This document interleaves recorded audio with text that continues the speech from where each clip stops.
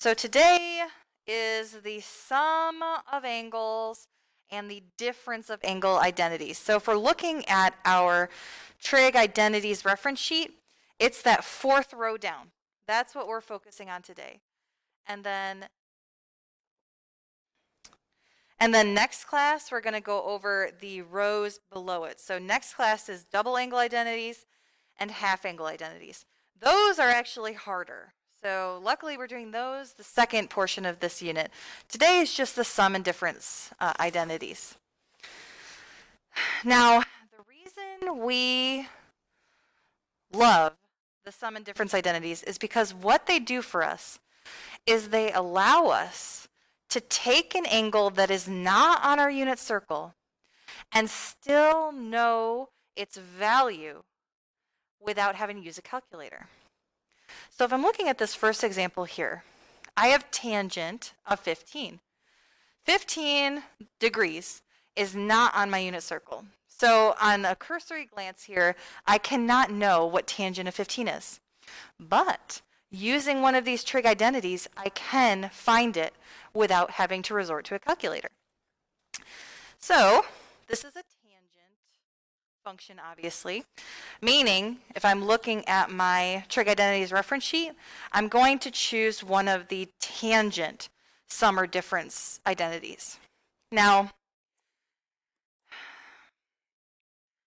the process or the point behind this is to take 15 and break it into two separate angles that will either subtract to equal 15 or add to equal 15. Now, we want the two angles that we're splitting this into to be on our unit circle. If they're not on our unit circle, there's no point in doing this. So, what are two angle measures that would add or subtract to give us 15? Okay, Kaya, I'm so glad you said that. Yes, 45 and 30 are angle measures that are on our unit circle and they subtract to give us 15. Is there another set that we could use? Yes, also 60 and 45. Looking at those tangent values for those two or for those four angles, does anyone know which one of those is going to be easiest for us to use? If I'm thinking about the tangent values at 30, 45, 60, and 45. Okay, so it's just three. If I'm thinking about those tangent values, which set of angles is going to be easiest to use?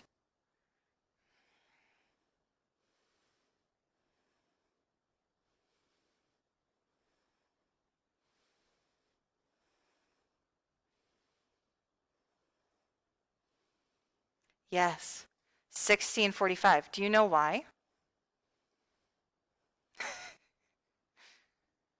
Okay, so if I'm looking at the, okay, so if I'm looking at, exactly, if I'm looking at the 30-degree angle, what keeps happening? Why does that keep happening? You guys keep going away. Okay. If I'm looking at the 30-degree angle, the tangent value there is y divided by x, so it's 1/2 divided by square root of 3 over 2, meaning you're actually going to have a square root in the denominator, which is hard. It's hard to deal with a square root in the denominator, versus if we're instead using the 60-degree angle, the square root is in the numerator for tangent. So it is easier to instead use 60 minus 45. You only really need to worry about which angles are easier when you're dealing with tangent. So here, I mean, you could do the harder way. It's just going to be harder. So here, I'm going to split this into tangent of 60 minus 45. Now, because I'm using two angles subtracted from each other, obviously I must then use the identity that has the two angles subtracted. So I'm looking at my difference of angles identities, and I'm looking at the tangent value there, the tangent identity. It states that if I am subtracting two angles and taking the tangent of them, it equals, so if this is my A and this is my B, it equals tangent of the first angle minus tangent of the second angle over 1 plus tangent of the first angle times tangent of the second angle.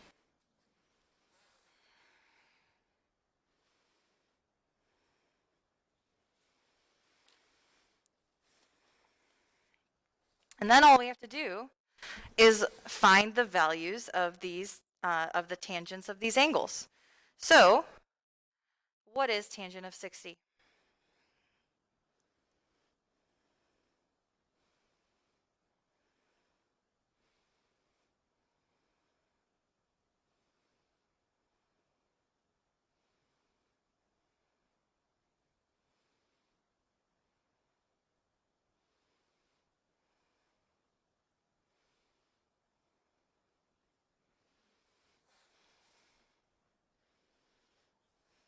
Yes. Square root 3 minus, what's the tangent of 45? This one's easy peasy. 1 over 1 plus tangent of 60, we just found is square root 3, times tangent of 45, we just know is 1. And I'm just going to get rid of that 1 because anything times 1 is itself. Can I leave my answer like this? Why? Yes, I have a square root in the denominator.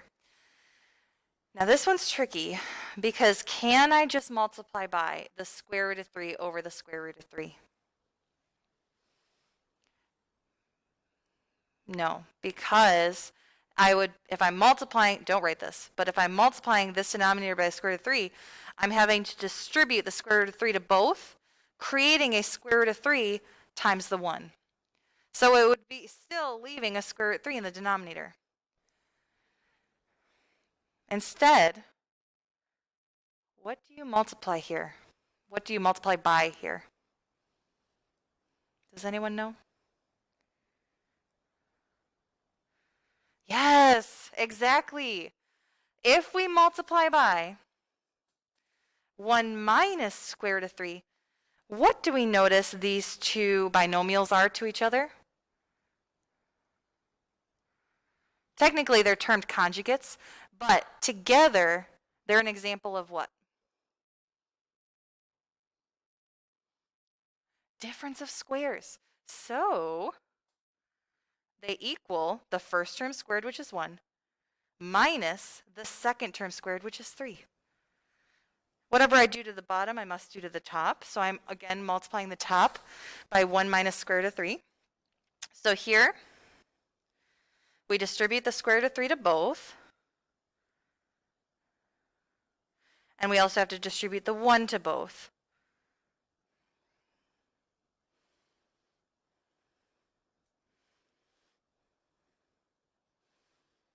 Oh my gosh, why has no one yelled at me?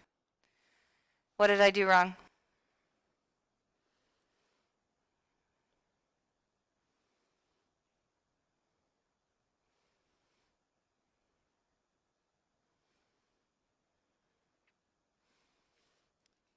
Thank you.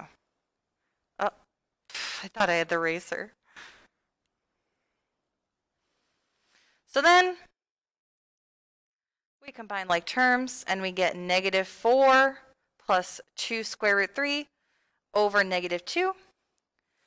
And what's our last and final step?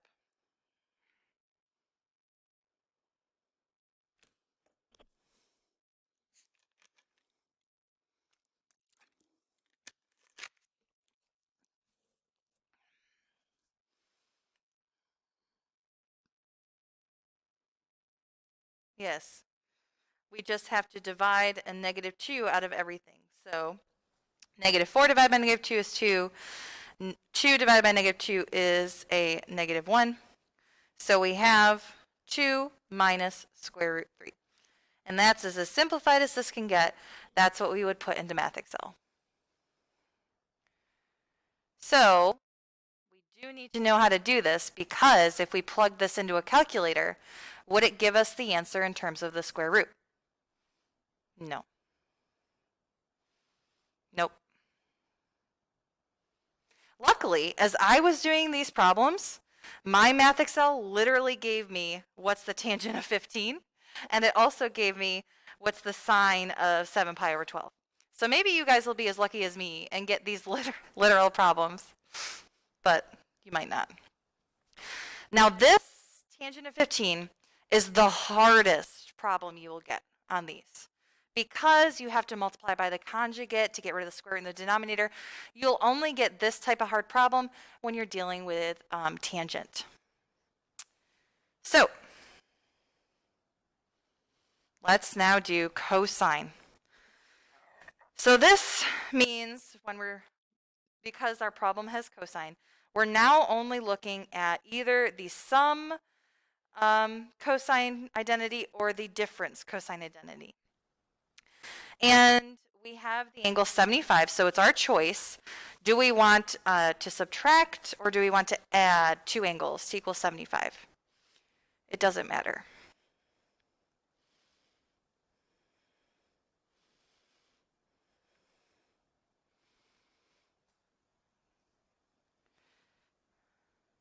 Yes, 45 plus 30. Now my formula, my identity, tells me that when I'm adding two angles that I'm taking the cosine of, the formula is, now if this is our A and this is our B, the formula is cosine of the A angle, 45, times cosine of the B angle, which is 30, minus sine of the A angle, which is 45, times sine of the B value, which is 30.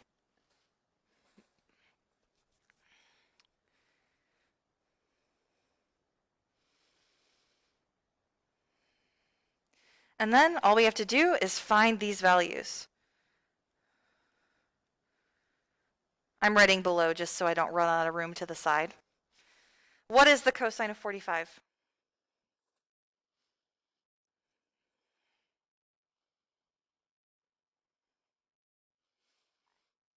Oh my gosh.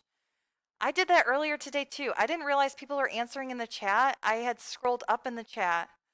Oh, I'm so sorry guys. If you've been answering in the chat, I haven't been seeing it.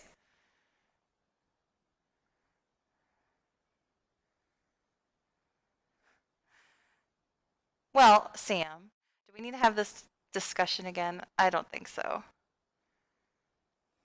Yes, the SAT has a non-calc section. Then you'd be taken to jail. Too smart for society. All right. Either way, scroll to the bottom. So yes, the cosine of 45 is square root of 2 over 2. What's the cosine of 30?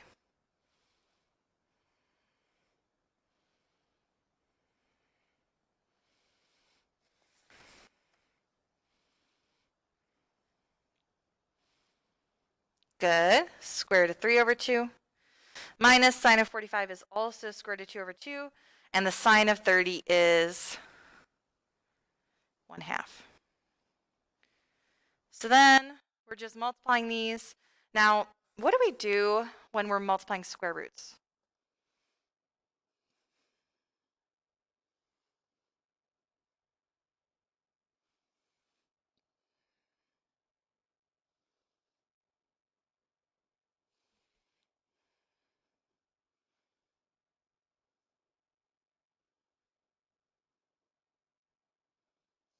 You don't give up? No. You guys should have mastered this last year, but oh, then again, did we do radicals after spring break? We might have. Whenever you're multiplying radicals that have different radicands, or the numbers on the inside, you don't need to remember that, but whatever. The numbers on the inside of the radicals, and they're different. you're multiplying the numbers on the inside. So 2 times 3 is 6. Square root of 6. Over, multiply the denominators, you get 4. Minus, square root of 2 times 1 is square root of 2. Over 4.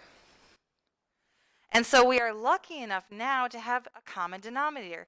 I can just immediately combine these into a single fraction. And this is actually as simplified as this gets.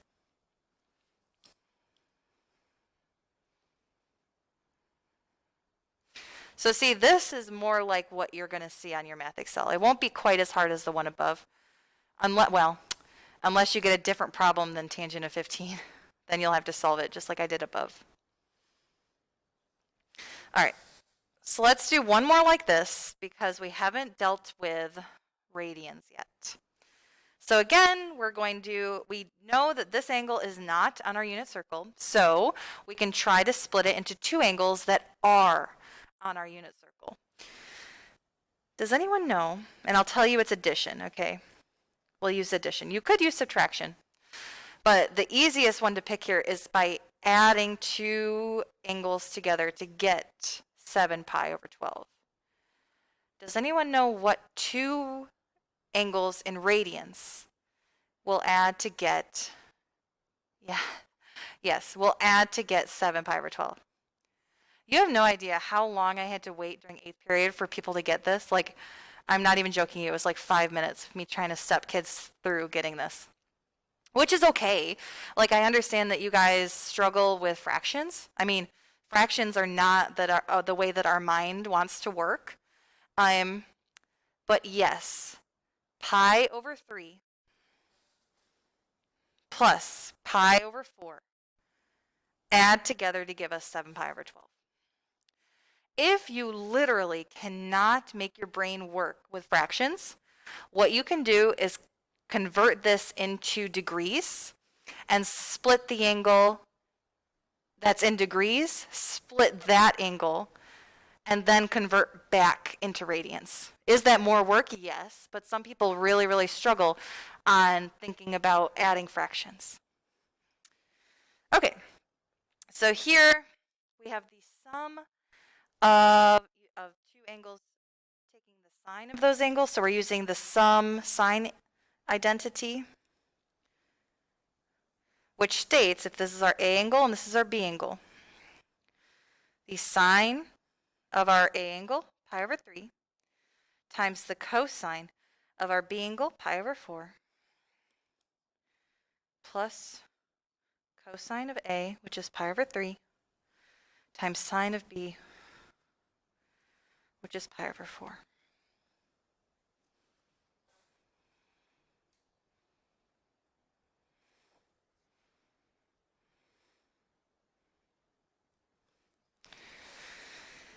So now we just have to find the values of these trig functions. So sine of pi over 3 is what?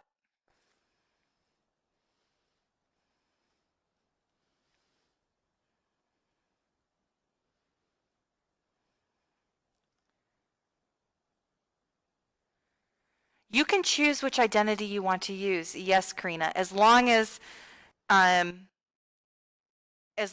your two angles either add or subtract to equal the original angle. You can choose to subtract if you want, or you can choose to add if you want. We just chose addition here because these are more well-known angles than if we were to subtract. I think that you could have subtracted 7 pi over 4 minus 7 pi over 6. So that would have worked too, but those are much less known. It's not as easy. I mean, it's just as easy, really, but it's up to you. Okay, so did someone answer? Yes, square root of 3 over 2. And then cosine of pi over 4 is square root of 2 over 2. Cosine of pi over 3 is 1/2. And sine of pi over 4 is square root of 2 over 2.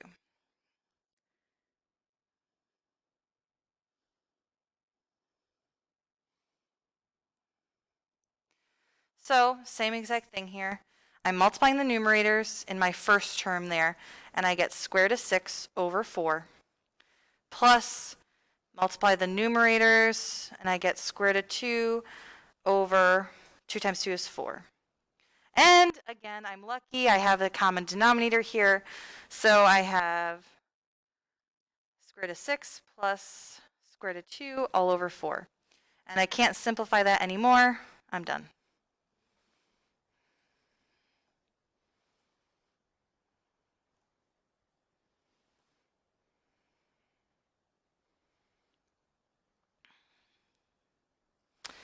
Any questions so far?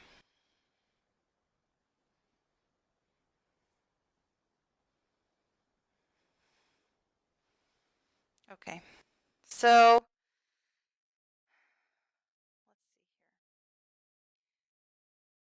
I think I want to do this number 4, but I'm going to change it so that it's more similar to what you're going to see on your Math Excel. So instead of these values, we're going to do cosine of 20 times cosine of 10 minus sine of 20 sine of 10. So this is clearly working backwards. This is working, instead we've been working left to right in our trig identities. We're now taking the right side to get the left side of our identity.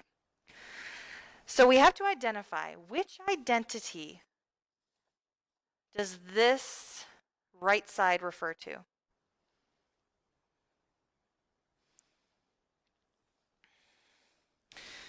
This is our A, this is our B, that means this is our A, this is our B. So we have cosine A, cosine B, minus sine A, sine B. Yes, cosine of A plus B. So that means that this entire thing actually simplifies down to cosine of A plus B, which is cosine of 30. And then what is the cosine of 30?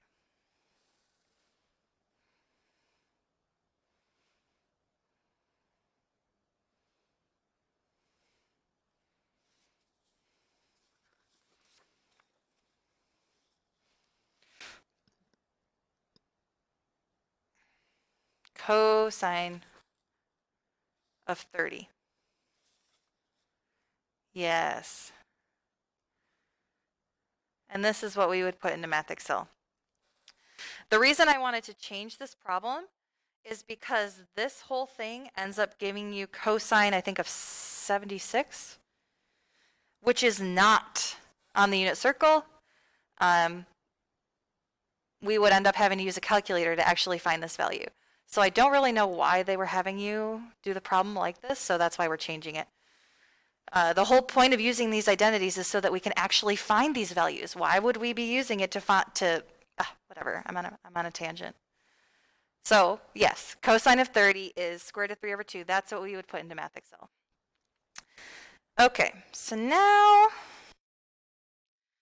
I just want to do one more type of problem, I think. Going back to the first page, you have like 3 problems on your Math Excel that are like this. Is this or is this not an identity? So looking at this problem, making a cursory glance, you're like, oh yeah, it's got sine times sine minus cosine times cosine. That's like our, I don't know, maybe you would say, yeah, that's our cosine of A plus B. However, when we look at this more closely, if this is our A value, this is our B value,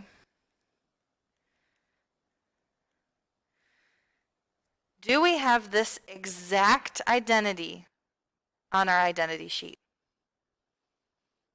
Is it ever sine times sine minus cosine cosine? No, it's like the other way around. You'll have cosine cosine minus sine sine, but you don't ever on your identities have sine A, sine B minus cosine A, cosine B. So on Math Excel, you would write it's either going to say true or false. You would put false, obviously, here. So no, this is not an identity.